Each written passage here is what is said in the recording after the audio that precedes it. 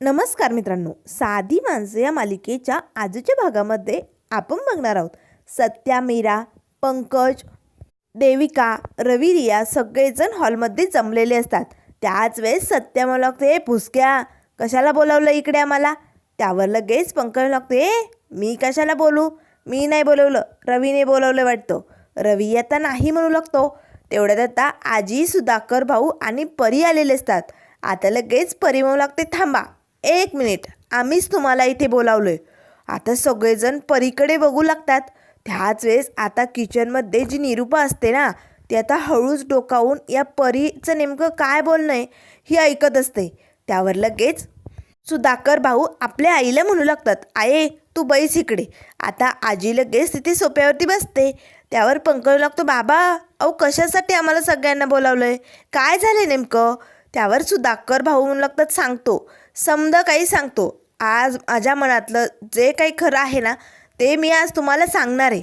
त्यावर पंकज मनाशीच म्हणू लागतो, अरे बापरे, म्हणजे स्वतः तुमचं आता हे सत्य कबूल करणार आहे. तर बघा बघा आता या माणसांना मी कसं पकडतो ते. करा करा, काय असेल मनात ते कबूल करा, असे पंकज मनाशीच म्हणू लागतो. त्याच वेळेस आता सुधाकर भाऊ म्हणू लागतात, हे बघा पोरांनो, आज मी तुम्हाला जे काही सांगणार आहे ते तुम्ही प्लीज शांत ऐकून घ्या आणि मग विचार करा. हे बघा, मी 3 लेकरांचा बाप आहे. मी तुम्हाला लहानाचं मोठं केलं, तुमची बाललीला बघितली आणि आज. त्यावर लगेच पंकज लागतो, हो बघितली ना, आमची बाललीला बघितली आणि तुमची ही लीला पण आम्ही बघितली. त्यावर सुधाकर बाबू लागतात, पंकज तुला काही म्हणायचं आहे का, तू काही बोलला का. त्यावर पंकज लागतो, नाही नाही, मी कुठे काय, काहीच नाही, तुम्ही कंटिन्यू करा, बाबा जे काय असेल ते सांगून टाका. त्यावर सुधाकर भाऊ म्हणू लागतात, हे बघा, मी आजवर माझं मन मारून तुम्हा सगळ्यांना मोठं केलं, आज तुमचे संसार उभी राहिले, पण माझं जे काही आहे ना ते आजपर्यंत अधुरंच राहिलं. म्हणजे मी कधी स्वतःचा विचार केला नाही, पण आज मी स्वतःसाठी एक निर्णय घेतोय आणि म्हणूनच मला तो निर्णय तुम्हा सगळ्यांना सांगायचा आहे. आता परी पटकन सुधाकर भाऊंचा हातातच घेते आणि म्हणू लागते, सुधू राहू दे, मी सांगते, तुला जड जाईल हे सगळं सांगायला. आता निरूपाला तर धक्काच बसतो, जड जाईल, नेमकं काय सांगायचंय. निरूपा मात्र टोक लावून डोकावून बघत असते, ऐकत असते. त्यावर परी म्हणू लागते, हे बघा, म्हणजे कसं आहे ना, आता तुमची लग्न झाली, तुम्ही सेटल झालात, तुमचं आयुष्य म्हणजे कसं आहे ना एकदम सेटिंगच झालं आहे. पण आमचं तसं नाही आहे, आमचं आयुष्य अजूनही रिमाइंडवरतीच आहे. कसं आहे ना, सुधू आणि माझं कॉलेजमध्ये असल्यापासूनचं हे नातं आहे, म्हणजे अजूनही आमची तशीच मैत्री आहे. आम्हाला वाटलं होतं की नियतीने आम्हाला वेगळं केलं आहे, त्यामुळे आता आम्ही काही एकमेकांना कधी भेटणार नाही, पण पुन्हा आम्ही एकमेकांसमोर आलो आहे आणि म्हणूनच आम्ही ठरवलं आहे, आता आम्ही लग्न करणार आहोत. आता हे ऐकताच पंकज, देविका, रवी, रिया सगळ्यांना धक्का बसतो. आता सत्या तर तोंडाला हातच लावतो, काय बाप, तू लग्न करणार आहे. त्यावर सुधाकर भाऊ लागतात, हो आता मी ठरवलंय, मला परीशी लग्न करायचे आणि तिच्याबरोबर US ला निघून जायचे. आता पंकज लागतो, देवा हे काय ऐकतोय मी, पप्पा अहो पण मम्माचं काय, अहो मम्माचा विचार नाही केला का तुम्ही. त्यावर लगेच आता सुधाकर भाऊ लागतात, आजवर मी निरूपाचाच विचार केला, पण तिने कधी माझा विचार केला नाही, त्यामुळे मी हा निर्णय घेणार म्हणजे घेणार नाही, घेतलाच. मी आता परीबरोबर जाणार आणि तिकडेच सेटल होणार. त्यावर लगेच परी म्हणू लागते, हे बघा मुलांनो, मला काय म्हणायचे ते नीट ऐका, मी फक्त सुधूलाच एक्सेप्ट करत नाही आहे, मी तुम्हा सगळ्यांना एक्सेप्ट करणार आहे. त्यामुळे ना मला असं वाटतं की मी तुम्हा सगळ्यांना माझ्याबरोबर तिकडे घेऊन जावं आणि तिकडे सेटल करावं. तुम्हाला काय वाटतं, तुम्हाला आवडेल का माझ्याबरोबर तिकडे यायला, सांगा ना, मी तुम्हा सगळ्यांना घेऊन जायला तयार आहे आणि तुमचं आयुष्य अगदी सुखी होईल तिकडे आल्यानंतर. आता मात्र पंकज, देवी तर खूपच खुश होतात, कारण एकदा का आपण इकडनं तिकडं गेलं की आपण श्रीमंत होणार, असे म्हणत दोघेही आनंदून जातात. त्यावर लगेच परी आता आजीजवळ येते आणि आता आजीला मिठी मारतच होऊ लागते, काकू तुला मी सून म्हणून हवी होती की नाही, मग मी सुधूबरोबर लग्न करायला तयार आहे, तुला पटतंय ना. त्यावर लगेच आजी म्हणू लागते, पटतंय, मला खरंच पटतंय. अगं माझ्या सुदूला आजवर फक्त टोमणेच खायला मिळालेत, त्याला असं प्रेम कधीच मिळालं नाही गं. त्यामुळे तू जा, त्याला घेऊन जा. तेव्हा लगेच आता सुधाकर भाऊ लागतो, खरंच आहे तूही येशील ना? आजी मला लागते, हो मीही तुझ्याबरोबर यायला तयार नाही. आता निरूपाला तर धक्काच बसतो, ही बाई तर माझ्या नवऱ्यालाच घेऊन चालली आणि मुलांनाही फितवते. त्यावर लगेच आता परी म्हणू लागते, हे बघा तुम्ही जर तिकडे आलात तर मी तुमचा बिझनेस सेट करून देऊ शकते. हे बघ रवी, माझं ऐकून घे. माझं खूप मोठं 5 स्टार हॉटेल आहे, ते हॉटेल मी तुला द्यायला तयार आहे. म्हणजे ते हॉटेल तुझंच होईल आणि तू त्याचा बिझनेस करू शकतो की नाही? बोल बरं रवी, तू येशील का? त्यावर रवी मात्र गप्प असतो. तर लगेच आता परी म्हणू लागते, आणि रिया अगं तू तर खूपच टॅलेंटेड आहे. अगं तुझ्यात एवढं टॅलेंट भरलं आहे ना, तर तू कुठेही जाशील ना तर धमाकाच करशील. त्यामुळे मला असं वाटतं रिया, तू बॉलिवूडमध्ये काम करायला पाहिजे. खूप भारी जमेल तुला ते, तुझी सेटिंग होऊन जाईल. आता मात्र लगेच सत्याजवळ येते परी आणि लागते, सत्या बाळा तू तर एवढा भारी मराठीचा प्रोफेसर आहे. अरे आमच्या तिथे जर तू अशी मराठी मुलांना शिकवली ना तर तुझ्याकडे पैसाच पैसा असेल, खूप श्रीमंत होशील तू. आणि मीरा बाळा, तुझं जे फुलांचं दुकान आहे ना, तू तिकडे राहून ते दुकान चालवू शकते, म्हणजे आणखीन मोठा बिझनेस करू शकते. त्यामुळे प्लीज माझं ऐकाल, याल तुम्ही तिकडे, तुम्हा सगळ्यांची सोय करेन मी. त्यावर पंकज लागतो, एक्सक्यूज मी, तुम्ही या सगळ्यांना बिझनेस देणार, त्यांना सेटल करणार, पण माझं काय? माझा विचार केला नाही का तुम्ही? त्यावर परिमळ लागते, केला ना. पंकज, अरे तू तर खूपच खास आहे, तू एक बिझनेसमॅन आहे, तुझ्याकडे बिझनेसच्या खूप आयडियाज आहे. त्यामुळे मी ठरवलं आहे, माझा जो एक बिझनेस आहे ना तो पूर्णपणे तुझ्यावरती सोपवायचा. तू आणि देविका नक्कीच तो हँडल करू शकता आणि पुढे उंचावरती नेऊ शकता, हो की नाही? तेव्हा पंकज खूपच खुश होतो, मी बिझनेसमॅन, नक्कीच नक्कीच मी तुमचा बिझनेस उंचावर नेईल आणि लाखो रुपये कमवेन. असे म्हणत आता देविका आणि पंकजला काय करावं काय नाही असं झालेलं असतं. त्याच वेळेस आता सुधाकर भाऊ लागतात, मग पोरांनो सांगा ना, तुम्ही यायला तयार आहात का? माझ्याबरोबर तिकडे यायला तयार असेल तरच मला हा निर्णय घ्यायला.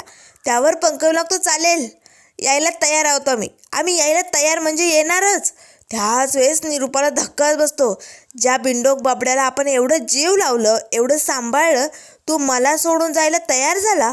निरूपा तर रागाने या बबड्याकडे बघू लागते. त्याच वेळेस परीला मात्र आनंद झालेला असतो. तेव्हा देविका म्हणू लागते, मी पण बिझनेस करू शकते, मी पण येणार. आता मात्र लगेच परी मात्र सत्याकडे बघू लागते. पंकज आणि देविका तर तयार झालेत. सत्या, आता तू पण येशील ना? सांग ना बाळा. त्यावर सत्य म्हणू लागतो, हे बघा, नाही म्हणजे मी इथे थांबून करणार तरी काय? निरूपाने मला कधीच आईसारखं प्रेम दिलं नाही, सतत तुटकपणा आणि सतत तिने माझा रागरागच केला आहे. कधी आई म्हणून मला जवळ घेतलं नाही, ही कधी माझ्यासाठी काही केलं नाही. मग मी इथे थांबलो काय नाही थांबलो काय तिला काही फरक पडणार नाही ना. त्यामुळे बाप जिथे असेल तिथेच मी असेल, मीही यायला तयार आहे. आता लगेच परिमळ लागते, मीरा बाळा तुझं काय, तू आहेस का तयार? तेव्हा मीरा म्हणू लागते, हे बघा तुम्ही जे बोलताय ते मला पटतंय आणि माझे धने जिथे तिथेच मी, हे जिथे असतील तिथेच मी राहणार. त्यामुळे हे जर येणार असेल तर मी इथे थांबून काय करणार? आणि तसंही सासूबाईंना मी आवडत नाही ना. जेव्हापासनं माझं लग्न झालं आहे तेव्हापासनं मी या घरात आले ना, मी सगळ्यांसाठी काहीतरी बनवायचा प्रयत्न करते, सगळं घर आवरण्याचा सावरण्याचा प्रयत्न करते, पण तरीही सासूबाईंच्या मनात कधी पटत नाही ते, त्यांना फक्त माझा रागच येतो. त्यामुळे मी इथे थांबले काय नाही थांबले काय त्यांना काही फरक पडणार नाही, मी पण येते तुमच्याबरोबर. आता सत्या आणि मीराही तयार झालेले असतात. आजी मात्र दोघांकडे बघून हसू लागते. त्याच वेळेस आता लगेच परी रवीजवळ येते आणि म्हणू लागते, रवी रिया तुमचा काय निर्णय? रिया तू येशील ना, तुला आवडेल ना आमच्याबरोबर तिकडे यायला? त्यावर रिया म्हणू लागते, नक्कीच नक्कीच मला आवडेल तुमच्याबरोबर, पण रवी जो निर्णय घेईल तोच माझा शेवटचा निर्णय असेल. त्याच वेळेस आता परी म्हणू लागते, रवी अरे येशील ना, हॉटेल सांभाळायचं आहे ना तुला? त्यावर रवी म्हणू लागतो, नाही एक्सक्यूज मी, प्लीज मला माफ करा, मी नाही येऊ शकत तुमच्याबरोबर. त्यावर लगेच आता रिया रवीला खुणावते, अरे सत्यदादा ते नाटक करतायत, होकार दे होकार दे. तर लगेच रवी म्हणू लागतो, ठीक आहे, चालेल चालेल, मी तुमच्याबरोबर यायला तयार आहे. आता सगळेजण तयार झालेले असतात.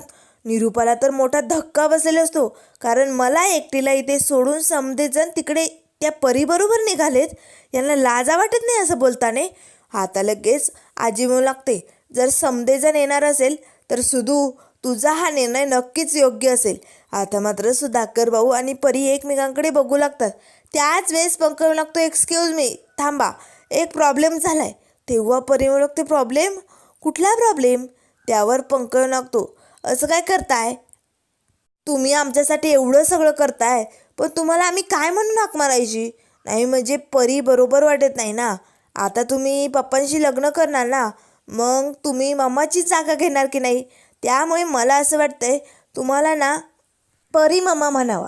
कसं वाटतंय परी मम्मा? त्याच वेळेस सत्य म्हणू लागते, बिंडक, अरे मामा कोणी म्हणतं का? नाही नाही नाही, मामा नको. त्यावर लगेच पंकज लागते, सत्या, अरे मामा नाही, ममा.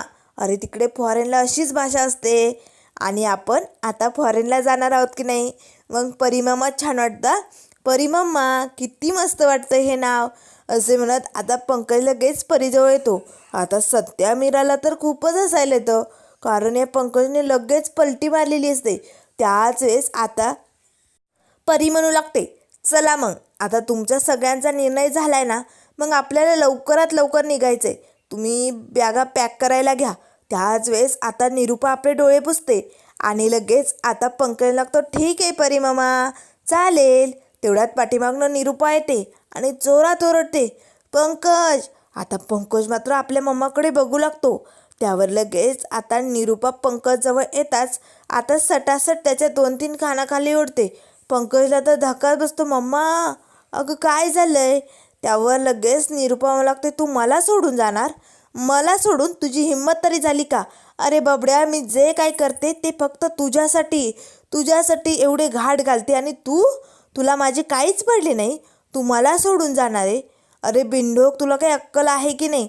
त्यावर पंकज तू प्लीज मम्मा, मला आता थांबू नको.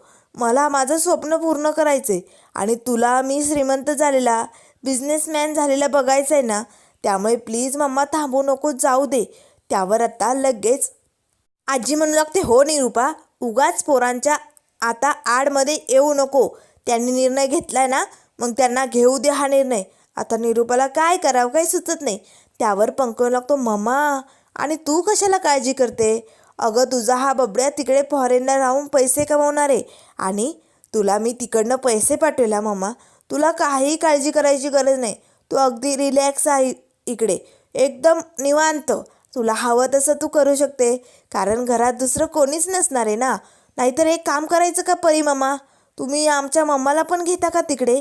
म्हणजे कसं आहे ना, छोटी मामा छान वाटतं की नाही? मला काय म्हणायचं आहे छोटी मामा, आपण जर या मम्माला तिकडे घेतलं तर जरा कामात हेल्प होईल ना, जरा कामवालीसारखं ती काम करेल की. आता निरूपाला खूपच राग येतो. तेव्हा निरूपा म्हणू लागते, हो तुम्हाला कामवाली म्हणून ठेवणार तिकडे? सत्या, तुझ्या पाठीमागे काठी तेवढी आण रे इकडे.